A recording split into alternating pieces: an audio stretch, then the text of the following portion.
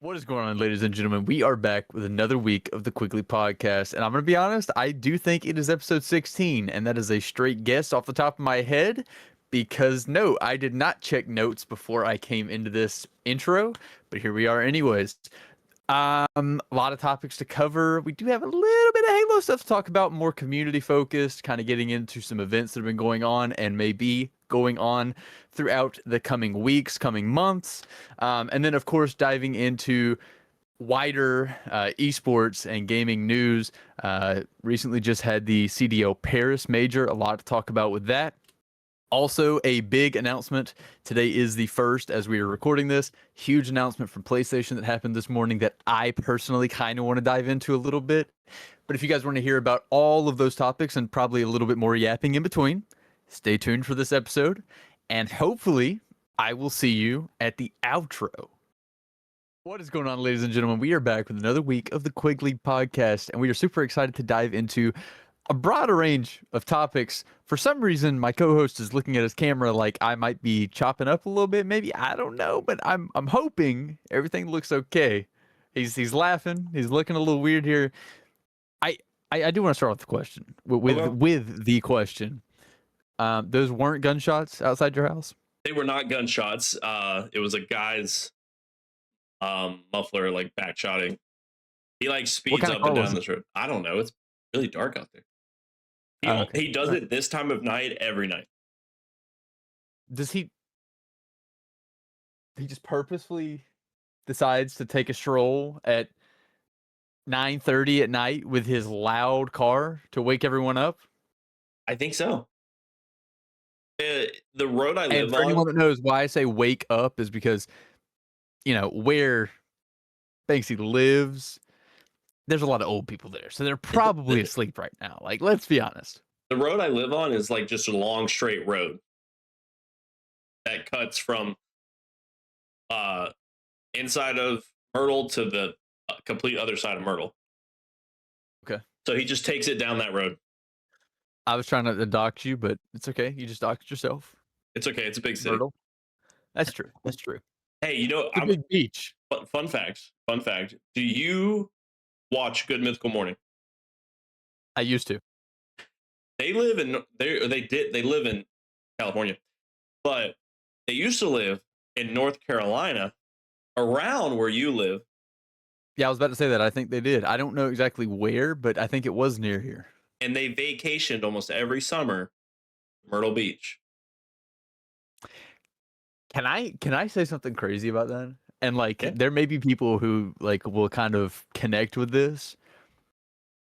There's so many people that I know of, especially through like gaming, of course, because like I guess that'd be kind of weird to know people IRL like that. But like people that I've met who like live on the other side of the country, you know, like or live all over the place, and they take like their spring break or their summer break, and they're like, "We're going to Myrtle Beach," and like that's just like that's like, you know, like as a kid, like that's just like a regular trip. Like that's like that's not anything like that crazy.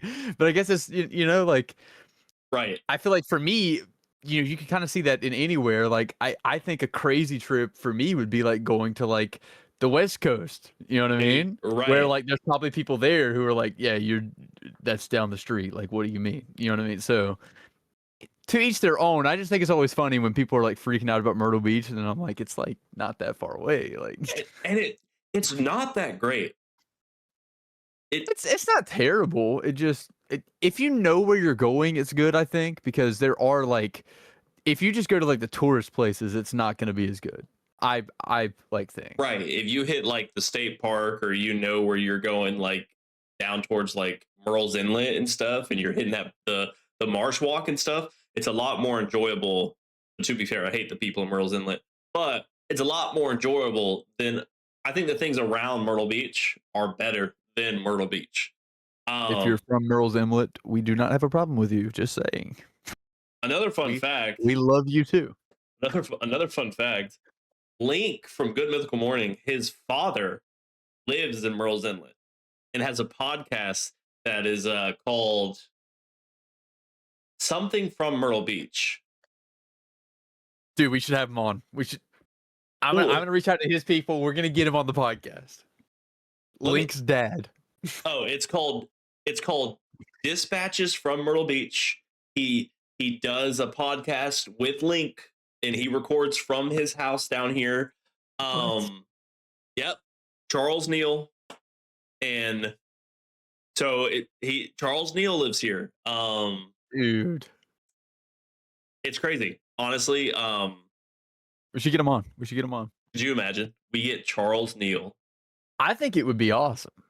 Dude, I haven't watched one of those in so long, but like, but it's just one of those things. I didn't know where they were from, and this is kind of before we get into our topics. For me, everybody, like Ben has said, we meet. I also meet so many people that are like Myrtle Beach. Oh my gosh, that's awesome! I vacation there all the time, and I'm like, why? Yeah. When I first saw it, I was watching Good Mythical Morning with Steph, and we were just watching it, and they made a Myrtle Beach quote, and I said, wait a minute, that's not like especially in like the job field that we're like what we're doing here. How often do we honestly hear like a quote from a very famous YouTuber or Twitch streamer or podcaster quoting something from Myrtle Beach? Not very often. I Not would say, honestly, how often do you hear anything East Coast? Like in general. exactly. Like you don't hear a lot, and then I heard it from their pod or not their podcast, but one of their shows, and I just kind of that's when I looked into it and realized that they were from North Carolina, right over the border, and then they vacationed here all the time. Link's dad lives here, um, so it is kind of like weird to be like you probably live a city away from where they live growing up. That's kind of crazy. And they're like the biggest YouTubers, or so some of the biggest YouTubers out right now, at least show wise. So it is really crazy to think about. I feel like I used to hear about them a lot more. Like I feel like nowadays I just hear about them like every once in a while, like something big happens or they have like a crazy episode or something like that. Like I don't really like. Yeah, I used to, and I think that's because our trajectory has changed. True, true. We do a lot more of a certain genre of things, and now I don't see them as much anymore either. Um, sometimes I see them, right, because they're on my YouTube, but I don't get like blow up stuff like this is happening like I used to. I do think that was a lot more, but Do you it's crazy. do you know what we do see a lot more of now that we're kind of doing more of this stuff and everything? We see a lot of announcements and things from, game studios. Yeah, we do actually. I'm just gonna go ahead and dive into it because I feel like we can kind of get through this part and then we'll be esports for the rest of the pod. Like let's just cut this part off at the start. If you don't want to hear my rant, it's okay. You can you can go to the Halo part. Give me your rant, because I'm honestly, and for everybody listening, this is about the PlayStation. I mean, really, multiple companies have announced this happening in their thing, but PlayStation's probably, I think, the biggest This turmoil. is the first where I feel like it's like a straight like this is what we're doing. Yeah, like, and I feel like Sony is getting the biggest brunt of the issues from it, I want to say, because you said I mean, this happened earlier in the day, or maybe not earlier in the day, but you had made a statement about the PlayStation thing. I'd seen the PlayStation thing online, but from my knowledge, Xbox is doing the same thing. They might not be in the same time frame, but I feel like PlayStation's getting a big brunt of this. So give like us your side of what you're seeing and what you're feeling. All right, so just to kind of get like a little bit of context for anybody who doesn't know, this morning, July 1st, PlayStation sent out a tweet. Of course, in that tweet was like their latest blog post, so they technically sent out a blog post first. Just kind of detailing plans going in through the next few years, and the major topic around discussion was physical copies of PlayStation games. And the big thing is by 2028, PlayStation will no longer be making any first-party titles physical. So if you if they make a PlayStation, like if it is a PlayStation Studios game, then it's going to be digital only. You're going to have to buy it from the PlayStation Store, or then, I guess, down the road, potentially Steam or wherever they decide to sell it whenever it gets ported to PC. Never go into like a physical store and buy a disc. Never order a disc. Never go to GameStop or Best Buy or whatever. Like, there will be no disc after starting 2028. Go ahead. Okay, so here I actually made a statement to my coworkers, and I'm going to make this statement in tandem to a game that we've complained about already, on the podcast. Yes. So GTA announces the $80 price tag. Mm-hmm. I had made a statement to Glad my you're going this direction. I had made a statement to my coworkers. I'm like, if we're pricing games up because we can't afford them, which is Rockstar's point. Rockstar's point is that they quite literally can't afford the production, the maintenance, and everything behind the game. That's their backing to this price tag. I made the statement. I was like, so if we're really in the digital era, okay, why don't companies that want to do a price tag like that cut physical copies out? Which is wild. It is wild in the world we live in because a lot of people do enjoy that physical copy. But if your game is going to be priced that high, you have to make that decision to make that price cut. And that, in my opinion, the first price cut should be the physical copy. I don't think it should be everybody. But if you're like a company, if you're Rockstar does their own publishing, right? They're the publishers. Yes. Well, yeah, they're a part of Take-Two, but I think they do publish, like, it is Rockstar Publishing for their own games. Like, yes, they do. So the Rockstar team decided their game is $80. If Microsoft decides that their game is $80, they should cut out the physical copy. But if your game is going to be the price of video games of what they always have been with a physical copy, I don't think you should cut out a physical copy. Which is weird, but like a $60 game, I feel like if I wanted a physical copy, yes. An $80 game, if you're worried about the price of what you're making, you should cut out physical copies. Are you saying so they should cut out physical copies rather than increasing price? Is that what you're saying? Correct. Like if GTA had cut out that physical copy and was like, okay, now the game is worth $60 because I'm not, or even 70, like what most, or even 70, where it's like I'm not using the labor and resources to create a physical copy. I'm not burning it to a disc. I'm just creating a digital download. Your game should be cheaper. Yeah. Which they didn't. Tell me if I'm wrong. They didn't say that's why they're doing it. No, they didn't. All right, so I do kind of have to rant on this a little bit, Do it. because if you, I mean, I kind of hate that I can't show it off, but like, I've been a physical, like, when I say physical media, I mean, like, if there is something that I enjoy, and I like, I enjoy a physical version of whatever I'm buying, right? So like, I mean, they're all back on this wall on shelves, but like, I'm a big like manga reader, right? I have physical manga. I love movies, right? Like, I go to the movies all the time. I watch movies at home. If there's a movie I love, I do not go onto Apple TV or Amazon and buy a digital version. I buy a physical disc. Right. I have like shelves galore. There's a small tower under my side desk right here of games, physical games. When I got the PS5, I specifically paid extra for now that's another thing too I do want to touch on, but I paid extra for a physical edition of a PS5 so that I could buy more physical games. And now you and I do want to sidebar really quickly. Are you guys going to give us a refund or something for that extra money we paid for a physical edition of your console that you're no longer going to support physical games for? I see that point. I do see that point. But no, I mean that is a little bit of a stretch, like, But like I do see your point with. Yeah. I think even now the price went up. Yeah, it did. I mean, they just increased their, and every company has now. Like, I don't know if you saw, and this is another sidebar. Like, I don't know if you saw, they're suing like AMD, Samsung, and one other company for all this price gouging of Yep. RAM. I think that's smart. I think that's a smart idea. Yeah, and so like all the consoles are increasing in price. So is the physical editions of these consoles that you're now telling us will be obsolete in 2 years. Yeah. Or a year and a half.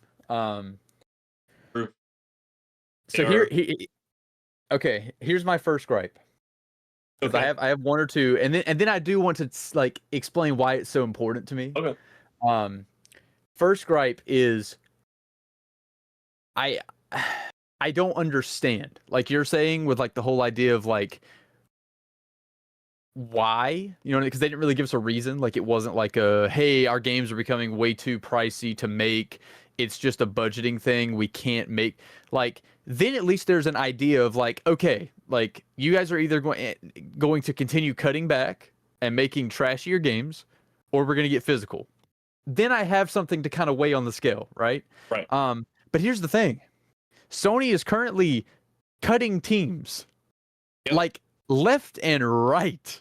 So that clearly isn't what like so that's on the side of just like Sony in general. And then it also really makes me nervous because and I know it's like just leaks, but I did see a leak today that apparently the next Xbox is planned to not have a physical version. So it's going to be digital completely. Yes, we knew that. Yes. I guess my fear is that it's really going to dive in that direction. And for one thing, I would say number one is if there literally is not a physical version, then there's no other choice. Every other company is going to have to follow suit because they can't make a physical game. Your physical game is not going to play on these consoles. True.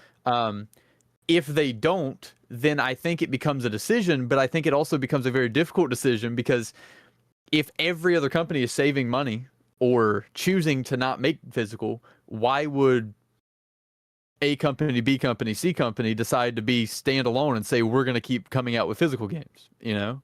True. And so I guess with that point, I don't know, man. I don't know, man. It hurts because like here, okay, I'll read you. I'll read you where I'm going with this. Back in 2021, Hideo Kojima, if you don't know who that is, he did like a bunch of work on the original Metal Gears way back in the day. He left Konami, started Kojima Productions.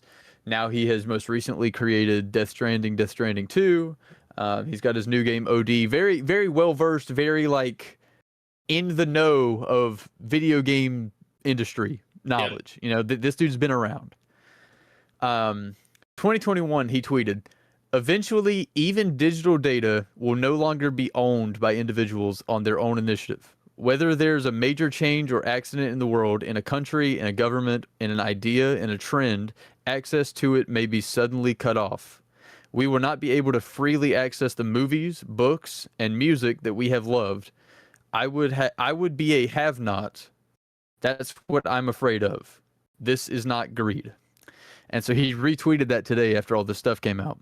And I think that's where like my mind goes, just being somebody who like loves, and I like I said, like, I mean, I guess I could just take my camera, but it's just going to be scuffed. But like, there's just so much, like, that's what I like. I love collecting physical media because it's like, at the end of the day, I've seen, right? Like, think about it. There's been games that have come out where they've been digital only, and like, a company decides to pull it off the shelves, and if you don't have it downloaded on your like, I'm just because it's in my head, Silent Hill PT. If you don't have that game downloaded on your PS4, you don't have that game. It's gone. It doesn't exist. Well, have you, and not to heighten your blood pressure, have you ever actually read the terms and conditions of any digital that we have at the it's not yours. You're paying for the rights to play it, not own it. Correct. And a lot of people miss over that. They're just like terms and conditions, whatever. You're paying for, if it's a free to play, whatever, you're downloading the license to use it. Kind of like Microsoft 365, any type of Adobe purchase, like yearly renewal. when you buy the game, you're buying a license to play the product, not buying the product. And that's Mhm. for digital. And if you do own it, yes, you like a physical copy. And this has been an argument for so long of we don't own what we're doing. So at any point, and I think that's the issue with kind of the world we're going into is there's no actual physical ownership except for the owner. Um, but I mean, it does stop with the pirating. It stops with the modding. Like a lot of that stuff online that impacts what we do or what people do. We're kind of reaping what we sowed. You get what I'm saying?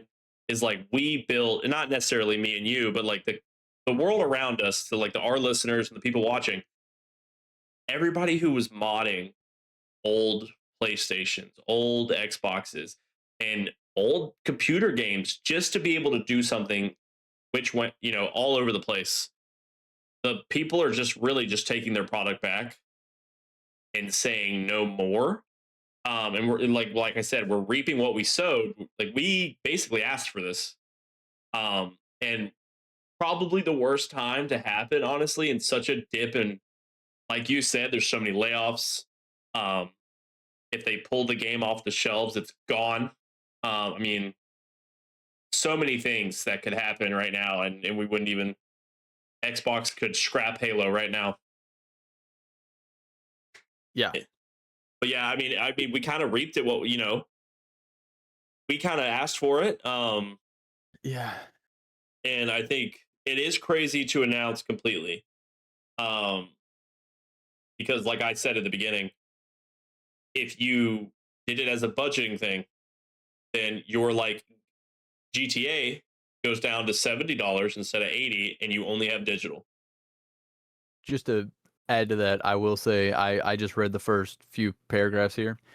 Um, just to give you like an idea. This is a natural direction for Sony Interactive Entertainment to adapt to consumer trends as the general preference for digital media significantly outpaces physical discs. This transition will enable us to align more closely with how most of our community prefers to access and play games today. Um, and I will agree with that. Like there are like, I mean, I would say the margins got to be like wide, where like there's probably I would say the vast majority of individuals prefer digital, right? Because everything's so like seamless nowadays. You know what I mean? Like Right. people, a new game comes out, people just want to be able to like preload their game. They want to pre-order it, preload it, be ready to go the day it drops. They're playing. They don't want to have to go stand in line at GameStop and wait for Which Joe to try to count his quarters out, which and is then so crazy because that was the thing, man. That was the cool thing. And then COVID happened. And everyone was like, I remember going to get Modern Warfare 2019 yes, you at got the midnight release. the goggles, right? The night vision You goggles. got the goggles? Yes. I got the goggles, Dude, man. I was still, what was 2019? I was I was 22. still, I was still in school, and I remember, I think that was like g- sophomore year, freshman, end of I freshman year, going into sophomore, something like that. And I just remember, I just remember I had to save up money to like go pre-order. I put the $5 down, then I went Yep. back and paid the rest later. I'm waiting in line. Dude just comes out with night vision goggles, and I was like, "Is that in all of them?" And they're like, "Nah, that's like the deluxe edition." And I just like in my head, I'm just like, "Well, I couldn't afford that." I That's so gas. at the time I was an assistant manager at a rack room, and all I Oh, did was I had my youngest Ellie and video games, and that I was all about the pre-ordering the CODs for like the yeah. just trying to get the special editions. Then they stopped doing it, of course. But I was one of the guys that walked out with night vision goggles. Dude, that's actually something that I didn't even think about with like the death of physical media. Like there is no like and you're right, COVID did kind of destroy that because I remember that 2019, there was like a DJ outside in the parking lot. They were Yeah. handing out pizza and Red Bulls. Like we had desks set up outside. We Yep. were doing 1v1s in the parking lot while we were waiting on the new game that was just releasing. Like Yeah, it it was such a was. vibe. 2022, I went to a midnight release for Zelda Tears of the Kingdom. Nobody. Dead. Yep. There was a little bit of a line, but like there was no party, there was no vibes. Like it was, Yeah. yeah, I it was mean, dead. I had went to I only went to COD midnight release. All I did. I've been to a few. I'd been to everyone since Black Ops 2, I think. In my area, and every time you were getting merch, everybody was having fun. And then right around, you know, right after COVID, it was right after COVID. Like they were like, oh, pre-orders are back, like midnight releases are back, and no one cared. Now, mind you, midnight releases were only gone for like a year. We missed like one cycle of midnight releases, and then they came back. And I was like, what do you mean? Like, oh my God. I know you've seen the video, the Halo 3 release.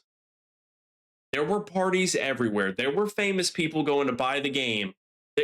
And we just don't have, to be fair, like we've said, that you said the ease of access to have the game, but the experience, like no one cares about the experience. They just want to have the game, even though they're bad at it. Nobody pays for experiences anymore. They just pay for like whatever the product. You know what I mean? Like And, I think that's a and, part of what it was. Like you paid for the experience of going, not just the and, product that you were receiving. You and know? and yet the price went up. I spent Um, I spent $200 to get the goggles. Um, there was one time I missed out on a what is it, the the mystery box from Black Ops 4, but that one wasn't as cool as the goggles. Like the goggles work. The mystery box was underwhelming.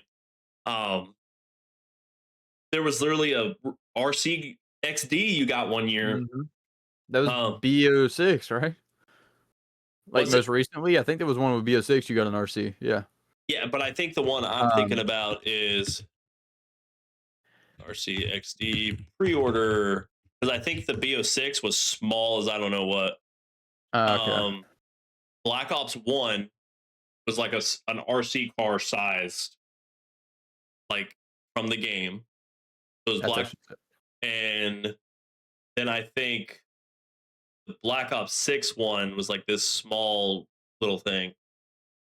That's actually crazy. There's going to be an entire generation of kids that are going to grow up and not even know what a midnight release is. Wait, blows my mind. Blows my mind. But I think it's just one of those things. Um, of the, like we said, like digital media just becoming like ease of access and is the trend more than likely. But like if we're gonna do this, like Sony and like I said at the beginning, like Microsoft has made that decision too. It just doesn't seem to be as impactful or impacted as Sony is. Probably because Sony just announced that they are going solely like Sony. If they make the game, it's only on PlayStation. So, which is probably why Sony is getting impacted the most. But like Xbox is doing the same thing, but prices need to go down. Like you said, we're laying off company after company. Now you're cutting out physical copies. If the prices of these games end up all going to 80, there is a marginal problem in the community. And I know we're small guys, okay? Our opinion is our opinion. We have quite a cool community that listens It to us, matters. but it does matter. And honestly, if it does go up, I mean, I'm literally not getting GTA 6. There's no point. I just I do need to kind of wrap this up. I think I think that there's two issues this brings. Number one, we lose like we already talked about. We lose our ability to actually have ownership of the piece of media, right? Yep. Like there is no way for and I also wonder for like future proof of things, right? Like right now, if I want to, I can go pull out my Xbox I don't have one right next to me. They're all on that shelf over there. Let's say it like this then. I can go. Oh my gosh, I really want to play the original Spider-Man game. Not the original, like, of the new Sony ones. Yeah. The one before the remaster. I want to go play that. I can pull that out. I don't even have the right. I have the cover flipped. It was an inverted one. I can pull this game out, go plug in my PS4, and play this game. You just blew my mind. You're never going to be able to invert the art of the case ever again. For anyone just listening to the audio, we just both made shocked faces. No, but like, yeah, I mean, like, I can do that. Okay, think about. Okay, let's say the PS6 comes out. There's no more steelbooks. Nope, no more steelbooks. I'm walking away from podcasts. Think the PS6 comes out 2029. I don't know, right? Let's just say 2029. A couple digital games have released for the PS5 in 2028. Who's to say that they're going to carry over? Who's to say that they're going to go, well, the PS6 is out now, so we're going to give everybody time to transition, but then we're killing live service of the PS5, so all your games are gone. It's true. Like, they can do that. They have the rights to do that. And it's like, so number one, we lose our ability to actually have physical ownership of a piece of media. Number two, you spoke about this kind of, we reap what we sow. This is going to drive pirating through the roof. I already saw, I retweeted, if anybody wants to follow me, at chaos_0z. Shameless plug. Somebody quote tweeted the PlayStation tweet and said, "If buying isn't owning, then pirating isn't stealing." And I quote tweeted it and said, "This is one of the all-time tweets." That's pretty good. That's a pretty good tweet. But like, I mean, like, at the end of the day, and I almost said I've never pirated a game. I have never pirated a game that has, like, been released on a current console. I will say that. Respect. Okay. I don't think like, to my knowledge, I cannot think of a game like. Yes, I have downloaded a DS emulator, so I could go back and play an old Pokemon game because they won't give me a Pokemon game for less than $100. You know what I mean? Right. So yes. Okay, sorry, Nintendo. Don't sue me. Please don't sue me. Sue me. please don't do that. But like, I know people who, like, when Tears of the Kingdom came out, they were like, I'm not buying that on the Switch. I'm just going to wait for somebody to throw an emulator up and I'm going to pirate it. I went and got the game on the Switch because I wanted the physical media. I wanted to play it in the state that it was, which, on the Switch, not really that great of a state to play it in, but it played. But like, think about it now, just how, like, quick people are going to be to just pirate stuff. That's actually very true. I mean, like, companies are going to have to be tight-lipped on a lot of things. So, I mean, ultimately, we'll see kind of how it goes. I was looking up the price of Pokemon games. They're just crazy. Yeah. But yeah, well, I guess we just have to see how it goes, honestly, because maybe they'll go back on it because we do have a year, right? They said it in a year. Maybe they'll go back on it. Behind the scenes, let people forget about it, or they're going to do what they usually do and just let us forget about it and do it anyways. Do you know what won't be forgotten anytime soon? What? The CDL Paris Major. Oh, transition. That's true. That's true. That's a really good. That was a good major. That was a really good major. We've talked about it on our end a little bit, like off topic or off podcast. Probably it was the biggest crowd. They have officially now, to be fair, if anybody knows, Gentlemates get a lot of viewership as an org, not in Call of Duty, as an org. Like, they're like the French followers Optic of the brand. Yeah, they're like the French Optic. Yes, they are French. They didn't just pick Paris for fun. They're a French organization.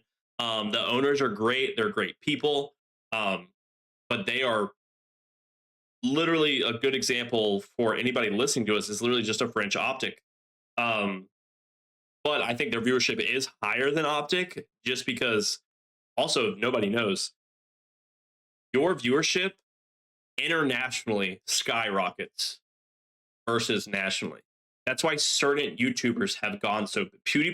Went so big because he did so well in North America, but he was also Norwegian. I think he's Norwegian. I could be wrong on there. I think you are Or correct. no, he's Swedish. He's Swedish. That is actually correct. Yeah, he is sweet. It's Swedish. But like he's Swedish, so we had a very easy touch to the international audience that are like, "Ooh, I'm gonna watch him." So he did skyrocket really big. Mr. Beast does really well. He also has translated videos in multiple languages for everybody to watch A internationally. lot. That's actually pretty sick. Yeah, like which I imagine he spends a lot of money to get that done.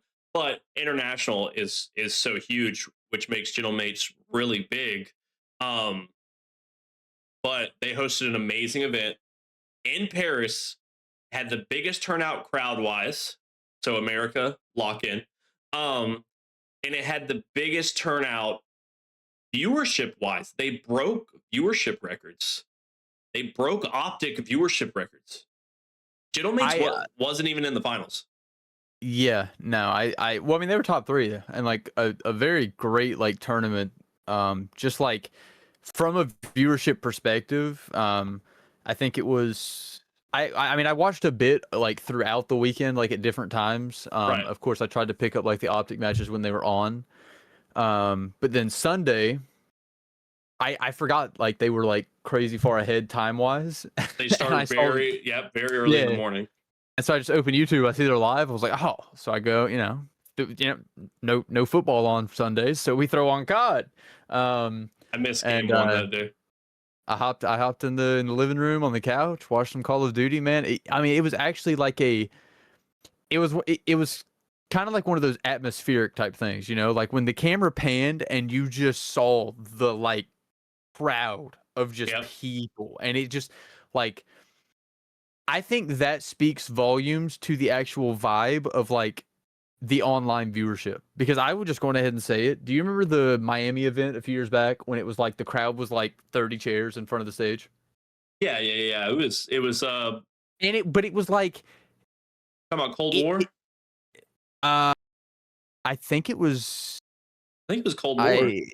No. This was like 2 or 3 years ago. The Vanguard? No, I think it might have been MW3 or BO6. Was it that small? Yeah, there was a small one, dude. There was a small one. I'm trying to remember, but it was Miami. I know it was a Miami event, but I thought it was the Boca Raton one, wasn't it? Oh, right. It wasn't. Yeah, because it wasn't. It was the Heretics match, not in Miami. Yeah. They didn't, because no one wanted to go there. The 2025 Major 3. Yes. So it was last year. Yeah, because it was like it was a resort. I remember tuning into that, and I just tune in and I just see the walkout on stage, and the camera turns and pans, and I was like, "Where's everybody?" It felt like there was no like that, and I will say that to everything, like whether I'm watching online, whether I'm standing there in person, the people in the crowd make the event. Like I can't stress that enough. Like you can have the greatest players on the planet playing. Yep. It is not going to ever match the intensity and the environment when it's on a stage in front of thousands and thousands and thousands of people, right? Like I don't know. Like I like when they had like the case on thing and they were playing in like studio rooms and they had no attendance. I didn't vibe with that because there was no like atmosphere. Right. There was no presence, Yeah. And like just sitting there watching that, and like you could hear the crowd through the microphones, and you could hear like it was just loud, it was electric, it was energetic. So shout out to the Paris fans. I know there were plenty of like Americans and people who flew over for that event, but like I mean That crowd At was the end of the pink. day, That at the end crowd of the was day, pink, brother. 95% of that crowd was probably from over that way, you Oh, know, dude, that crowd was pink, man. dude. And it was. I mean, They, the dude, crowd makes it. The crowd makes the. there were people in the crowd that supported the Gentlemates, but obviously could not afford a jersey for, that wore a pink jersey just to support the event. We don't have that here. We don't. No. And you're so right. The crowd does carry a lot of weight. Um, I agree with the case on like the case on events are cool, like side things, but it's like that, I put that on my side monitor. Oh my gosh, What? I forgot. What you Keep for? talking. Keep talking. Keep Oh talking. shoot! But like I put that on my side monitor, and I just don't. I listen to it. I don't like lock in and watch it. Yes, yes. The USA moves on. USA moves on. Oh, did they win? They won. I forgot. I forgot we played tonight. I was gonna tune in at 8, and I completely forgot. They won their match against. Yeah. I mean, they played Bosnia and Herzegovina. Okay. Vina. Nice. No clue where that's at. I believe in you to figure To that be out. honest, I did not pass geography. Actually, I don't even think I took geography. Yeah, you took animal science. Oh, but You guys might see that in the clip one day. the crowd carries so much weight. Yeah. This event was amazing. I know we have crowd cheese that we complain about a lot in the community, but you gonna talk about Ghosty's crowd cheese? No, did you see Optic play the crowd? Did you see the live comms? Oh yeah. There was literally a search and destroy round, and they go, "Yo, you smoke it and hop it really quick. Just make the crowd go crazy, and they get right off of it." Yeah. And they smoked the bomb, hopped it. The crowd went crazy for a second, and then they got off of it and got a free kill. Like, I was just like, what? Yeah, I did see that, but it's like I've on the Optic watch party, they made a statement that the crowd cheese, yes, as frustrating as it is, it's a part of the game now. It's a part Yeah, of I don't. the ecosystem. And Yeah, that live comm was just like you play the crowd cheese. But if you also watch, Optic doesn't react to the crowd when they're down. yeah. So they like when it's a bomb plant and they're like the teams are going crazy, Optic didn't really react. And that could have been just play style. But I honestly, like you just said, I think they were trying to play the crowd very well. I mean, man, a game 7. I mean, we couldn't ask for anything more. Europe events. Next. True. So, but we couldn't ask for anything more. But like talking about European events, our last Halo 1 was in, I mean, I'm not going to include Birmingham because it was DreamHack, right? A lot of people were going to be there anyways. And it's not a big area for Halo, but it was London, I think, right? Yeah, and that was terrible. I mean, that was like a lot of people showed up for the size of the venue. But it's like, what if we took it to like Paris? Wasn't that the one where like the players were literally sitting on a tiny stage and people were like literally right behind them? And like, didn't a Yes. player get like pushed or something by a fan? Like, I thought I heard a story about something. No, that wasn't London. I don't think that was London. I think that was It was the quadrant one, right? Isn't that what you're thinking of? Oh, was it the quadrant one that someone got I pushed? think so. I But thought so. Yeah. I don't know. maybe. But yeah, that was the one they were on like a tiny stage. Yeah. Like it was like for the size of the venue, it was full. But it's like I always question now because technically Birmingham wasn't that big for COD, honestly. Yeah. But what if they went to Paris? You know what I'm saying?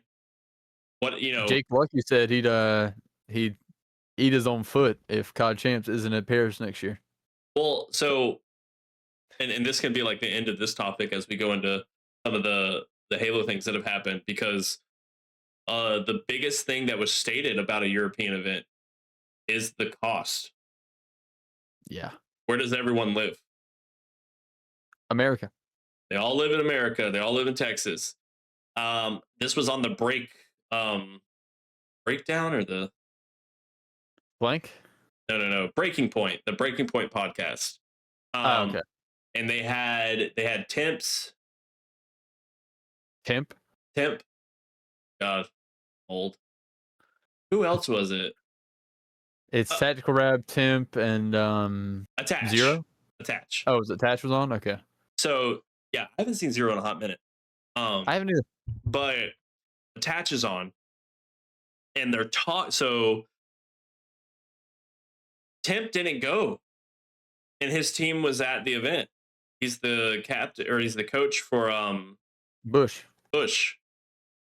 Did Bush end up getting to go? I know we talked about that in a previous episode where like The team went. Yes, no one else went. Only the 4 players went. Jersey Jerry wasn't there. No, they said, Oh. but this was kind of the complaint, is the price of it. There's no return of investment for like these smaller teams and challengers, or Yeah. to be like, they like, technically a team needs a coach, no matter which in what fashion.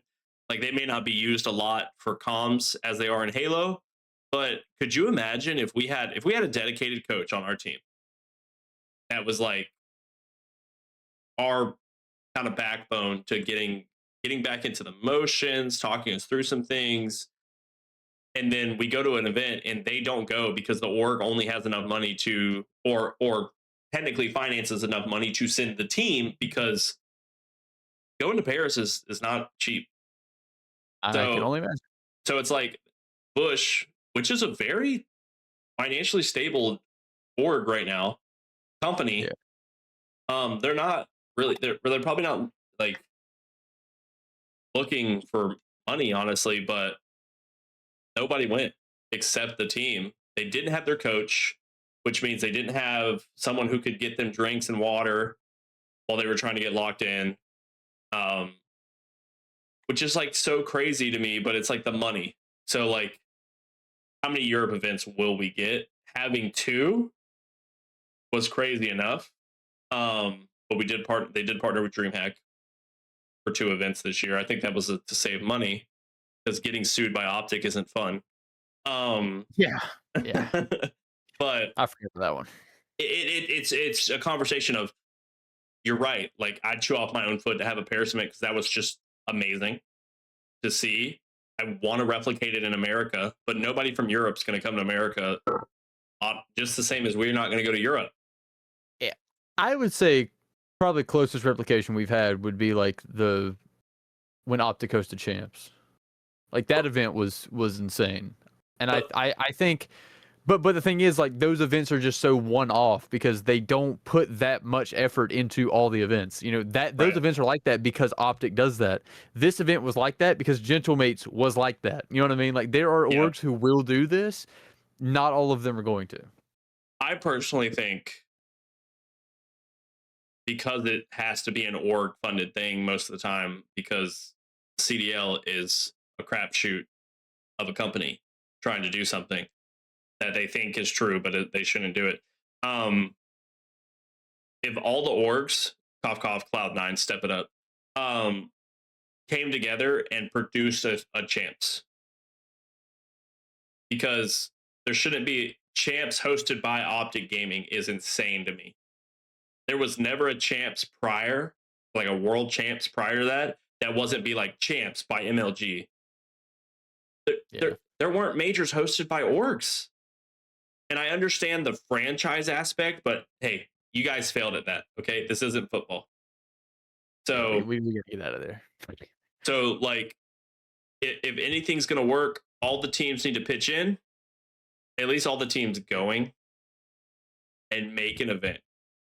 Who cares, guys? You guys are businesses. Talk to each other. Figure it out. Not everybody has to put the same amount of money in. If you're G2 and you're getting out round 1 of champs, you're obviously not going to want to put that much money in. But, like, no offense, the Falcons, you guys are loaded and you don't have a team that can play together. But you're going to champs. You're going to champ. Yeah. Holy, how did they make it to champs? I think they're 8th, right? Am I wrong? I thought Heretics was 8th. Pretty sure Heretics is 8th because they're playing Optic round 1. But they did just tweet that, didn't they? I want to find it now. Are they just Call of Duty League? Yep. Yeah, they made it. Fair enough. So it's Paris, Toronto, LA, Falcons, FaZe, G2, Optic, and Miami. Those are your 8 teams going.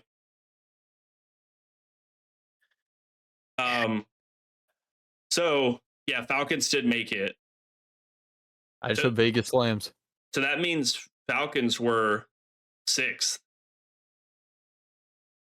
Yeah, that's wild. That's actually wild. It is crazy. But I mean, like, these teams have money. I know we're going to Vegas, so it's not going to be cheap. I really hope. We are not going to. Don't be telling anybody that. We are not going to Vegas. Okay, They not. are going to Vegas. They're going to Vegas, so it's not going to be cheap. So it's like, I think all the orgs should pitch in, and maybe, like, for example, like Cloud9 stop growing seasons. Can I be 100% honest with you? What? I miss the subliner branding. It was better rosters, better team. Better branding, better colors, better team. Better everything. I mean, we can't say every roster they had was better, but like they had like they built around, like, dude, I looked at their thing the other day. Well, yeah, I mean, all their rosters are better than what they have now, but like I feel like that Cloud9 roster when they first picked up their first team, when they had like Sib and Attach, like I feel like that squad was pretty good. But ended up splitting. Well, yeah, I'm just trying to say, like, I feel weird when looking at that team. Like when I saw the CDL Intel like eliminated picture that they had for the major, this is gonna sound bad. I was literally like, who are these people? Well, I had never heard of any of those players in my life. And it's like, I don't. Yeah. I know. I remember it being like an entire like challengers team, but still, to an extent, like that's what a lot of these teams are doing. You don't just pick up a whole challengers team. You have a built core that then you slide a challengers player into that fits a role. Okay, look at LA Thieves. Yep, Neum's killing They it. slid in Neum. He's doing his thing. Look at Toronto. They slid in Kips. He's doing his thing. Look at Optic when they brought in Merc. He started doing his thing, right? Like, there are teams who have done this. They didn't just all of a sudden, we're going to blow our entire roster up. And I feel like I sound like Aches right now. But, like, you know what I mean? Like, they didn't have to blow up the entire roster and then just pick up a full squad just because they were doing good in challengers. True. Which also points, I saw a good point from Puckett. Someone saying that after this year, there needs to be a, somebody was like, there needs to be a expansion. And Puckett was like, Cloud9 literally won 4 games. There does not need to be an expansion. I don't think there needs to be an expansion. I just think they need to go back to the original format, like what we have in Halo. Everybody qualifies, the top 4 are automatically seeded, and then everybody plays an open, and then seats the rest. Oh, like any team, like instead of challengers, you just have teams that can play. Yeah. Yeah, like don't call it challengers. Just this is open bracket. I hate this challengers format. I hate that we're competing for the top challengers to get to EWC. Let me just knock G2 out of open bracket and get into pool play. And then let me play through pool play to get my championship bracket. And then let me play through my last 2 days in this championship bracket. Like, why am I sitting here watching 8? Oh, hold on. How many teams are there? 12? For EWC, yes. No, for the league. 12. Oh, yeah, 12. 12. And like 6 of the teams in the CDL are horrible. Yeah. Like, why am I watching a league where half the teams are bad? I'm not saying Bush can come out of nowhere and slam this roster or any of these rosters outside of Cloud9. I'm not saying that.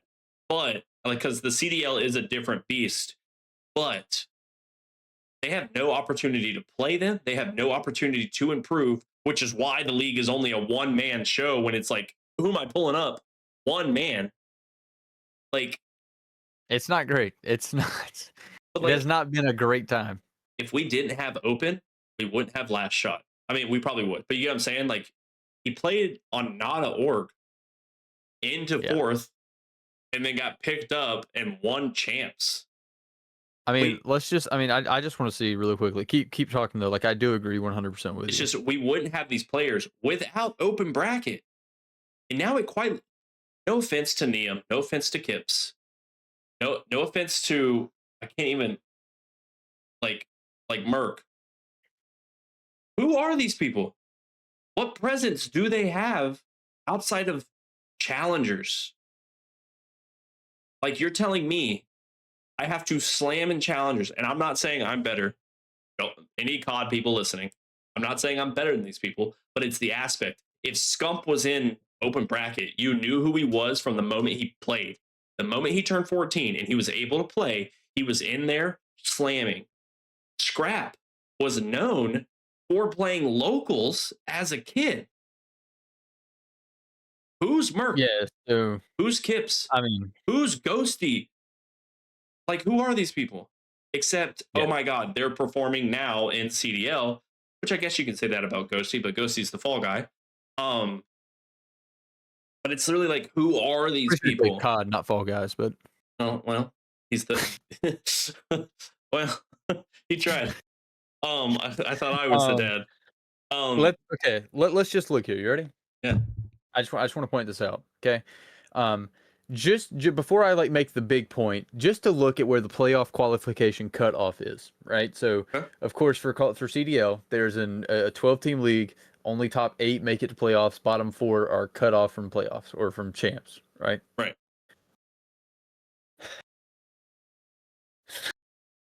Coming in 12th, Cloud9, 30 points. They didn't they have 4 wins and they didn't even get 40 points because one of those wins was I think at a major and then they lost immediately and still didn't get any points. So 30 points.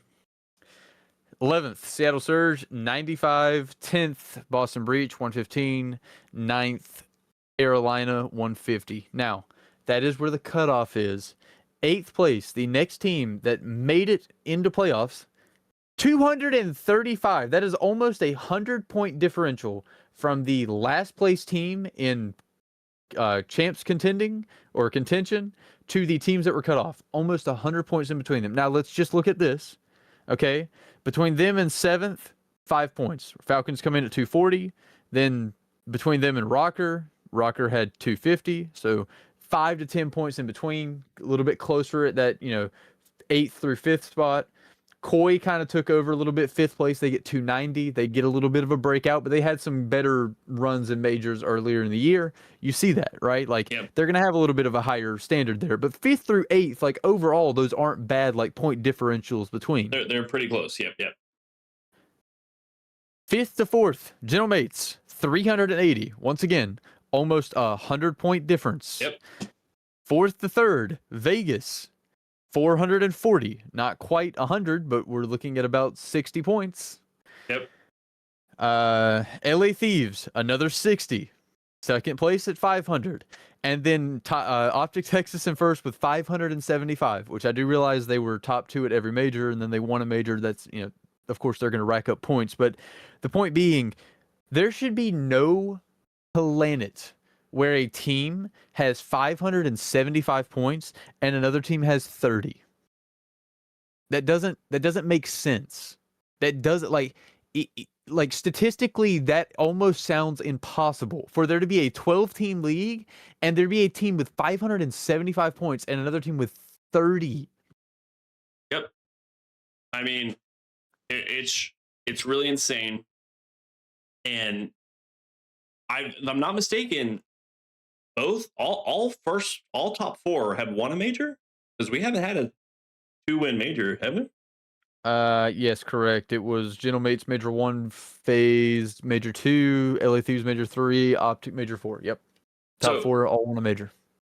So, which is like insane. Anywho, like in which it's just crazy to see. Like there is such a difference. Top four is a different beast. Actually, let me say this: I'm a little top two is a different beast than the bottom of top four. No offense, the bottom of top four at this moment are not beating LA Thieves and Optic, but the top four is a different beast than the bottom four of top eight. And then again, it's a different beast for the bottom of the top 12. We have never, except during like a dynasty run of like phase when they won like 3 majors but not champs, or like Optic on the dynasty roster, we've never seen a dominant performance like this so bad in the top 12. Usually it's like the top two teams are really the contenders here, which is what we have, but it's such a gap between these different breaks of rosters. And it's like, does Cloud9 really have a league spot and Bush doesn't? Yeah, it's insane. And Bush, if Bush even admitted they don't want a league spot because then they lose money in a league spot because they're not the best in the league. This is why Call of Duty is the joke of esports. It needs to be open bracket. It just has to be.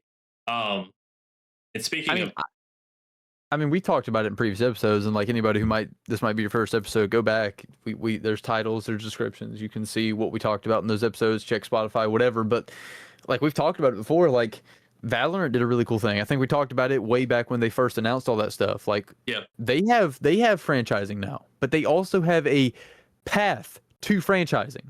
And it is not something where like, oh, this team's leaving, so they're going to sell their spot and you have to pay this insane number to get into the league. It's like, hey, come play in our quote unquote, I think it is called Challengers, our Challengers League. And when you win that, you get ascension into the pro scene. Yep.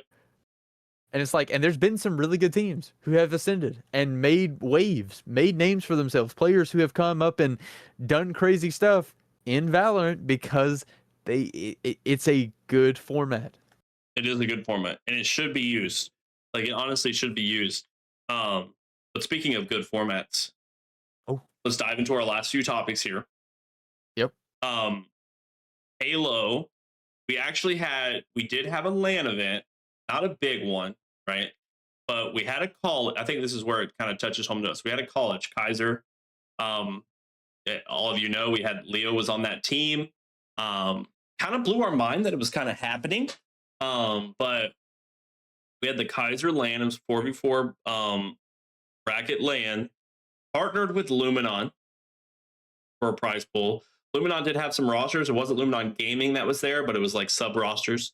And we see Mini Berserker win his first LAN. Now the LAN not as big, right? Not as many pros were there. But they did win. It was Mini Berserker, Ninja Dilly. Who did I say earlier? I do not remember. We're good at this. They were coached by Gunny. Gunplexion. Yeah, coached by Gunny. But somebody tell us in the comments, you guys want Gunny on the podcast? Oh, here we go. Mini Berserker, Ninja Dilly, Hayabusa, and Suwa. I don't know why you're laughing. We'll see what happens in the comments. But they do win that LAN. We did have some college people go, like Nazcast, Bales went. That was really cool. Let's shout out some people, man. Leo was there, Soap was there, Considered was there, Chonk was there. Keep going. Who else we got, man? Bales was there, Nazcast was there. Keep going. I'm trying to remember everybody that we talked about who was there from C Halo. I think that's it, right? Yeah. We might have missed somebody, but it is what it is. We still love you. Yes, we do. But I think that's a really cool thing that a college did and opened it to the floor of like Halo competition. I don't know what that means for anything. I don't even know why they wanted to do it. It was a fundraiser thing, right? I mean, I don't know why they chose Halo, but it was for a fundraiser, I'm pretty sure. Oh, was it? Oh, okay. I believe so. But I can't, I mean, don't like quote me on that. I don't 100% know. I don't work at Keiser. That would be even cooler. But yeah, just a cool event. Keiser did that. And we also have something coming up, right? With Halo Fest coming up. There is a, if anybody hasn't yet, there's a Twitter. called the Halo Community Social. Okay. At HaloCom Social, COMM Social. It is going to be a LAN the eve of Halo Fest. So anybody in Seattle on the 10th, I think. Okay. Are they gonna have something going on there? Yep, it's a fundraiser. Funny enough. Oh wow. No, I'm messing. Oh, okay. All right. They have a fundraiser. Um, so it was just funny. This is a different kind of fundraiser. Fair Um, enough. they have a Kickstarter to host this event. So a fundraiser for themselves. If you go to it, and what it is, the LAN party, a really big LAN party. That's pretty Um, sick. there is going to be a tournament. It has $1,000 plus prize pool, so it might go up. There's going to be a community theater to be able to watch things together. There's going to be an arcade, food, drinks. There's like tabletop games, so like table tennis, etc., pool. Um, Wow. what they're also doing, and this is what's cool to me, kind of bringing it back to me a little bit, kind of Ben too, because he does have a Lego piece in there. Um, there is a mega construct group build. Now, if you don't know what just happened in the Halo community, there was a Lego event. It was a mega construct community thing where you go to this event and basically out of Legos you build something. Doesn't It's not like a Lego thing. Like I have a bunch of Legos beside me. Um, so like I'm gonna grab this one real quick just to use it as an example. So like obviously I built this little Millennium Falcon. This is straight from Lego, made with Lego, what like the pieces that come in the set. But imagine I took this apart and I made something else. Kind of what that event's for. Ah, okay, okay. Um, so they get a bunch of. Now I talk and follow a Halo Lego builder. Um, really great guy online called Nick Builds. He went and he gets awards every year, but he builds like he has a life size sniper rifle, Mm-hmm. Halo sniper rifle that he built out of Legos, over 10,000 pieces. He has a BR Okay. assault rifle. He does a bunch of Halo, but needless to say, they rebuilt the glassing of Reach in Legos. Did you ever play Reach? No, I will be playing those games fairly soon here, actually. Do you know when I say glassing? Do you know what that is? Nope. The destruction of Reach. Don't spoil anything. Uh, I know what happened to Reach. I know. right. So they rebuilt that moment in Legos. You don't experience That's that. actually sick. So you don't really experience that part in the game, right? Yeah. That's more like lore. Lord, yeah. So they rebuilt where the glassing happened. They have it's huge. I'll send it to you later. Okay. But anybody in that world has probably already seen it all over social media because it was huge. It was a collaborative thing, but they're having a group build at this event as well. So that would be really cool to see necessarily what happens. Um, but I mean, I'm gonna pull up the Kickstarter real quick because I want to see it. I don't want to like share it on stream just in case there's something that I don't know is frowned upon. But it is the 10th.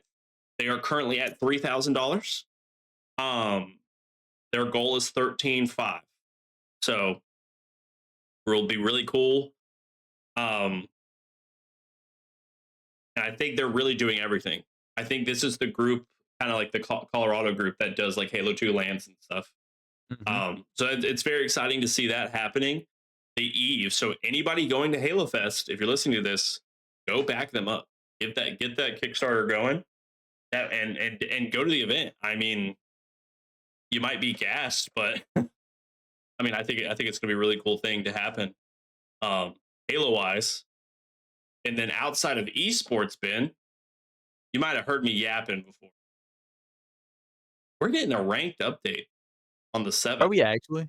We are actually getting a Halo rank update on the 7th. Now, I'll do a We just count. got to new, like not new, but like old maps returned. So let me say this: Okay. the old maps returning was not on the calendar. Oh. of the Some HCS. intern just got in there and was like, "Yeah, I want streets back."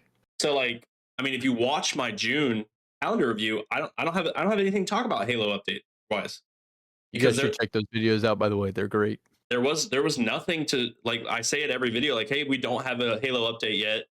Um, I thought this month would be kind of the same because we're going into Halo campaign evolved at the end of the month, but and I'll talk more about it in the video. But finally, there's a little purple box. There's a little purple box on that calendar that I haven't seen in months. Um, and it says summer 2026 rank season begins. And it is I mean, our battle pass says 3,000 days. What's going on? Ladies and gentlemen, are you sure it isn't just like rank reset and we're just trolling? What, but why are we rank resetting? For what? I don't know. I don't work there.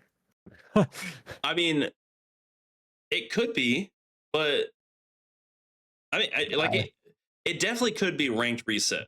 Don't get me wrong. Yeah. But when was our last rank reset? Do you remember?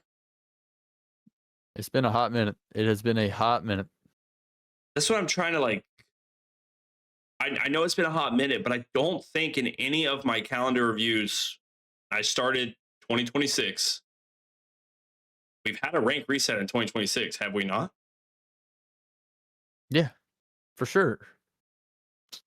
Not a single one has said like fall or spring season begins in the calendar. I've never once said that. Yeah, it's kind of crazy. And that's, I mean, I'm pretty like, because there's not, you gotta admit, like, there's not much content. Like, I'm looking at the calendar photos now. There's not much content when it comes to these calendars, right? Like, I just do this for the community to have something. Like, shout out to Real Life Spartan for liking the video and just the fact that we give shout outs to the community guys that make them. But it's just, I know we've had a rank reset. And like I'm actually starting to kind of question myself now. Like, have we? I swear we have this year because we got a rank reset at the end of my COD tenure. Ah, the COD tenure. The COD tenure. And well, when I finished, I was still playing after Christmas, wasn't I? Yeah, for sure.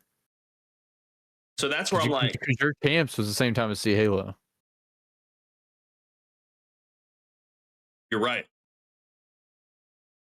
Okay, rank reset was in March.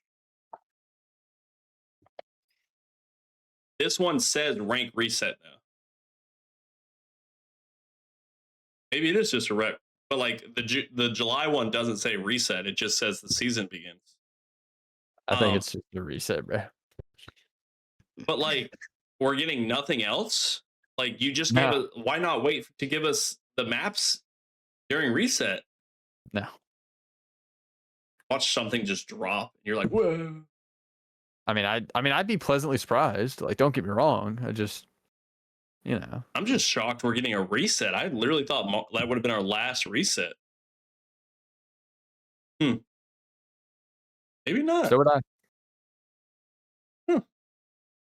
All right. Well, that's all we have, guys. That's Halo. That's COD. That's everything we have. That's our life. That's been raging about the PS5, breaking everyone's heart.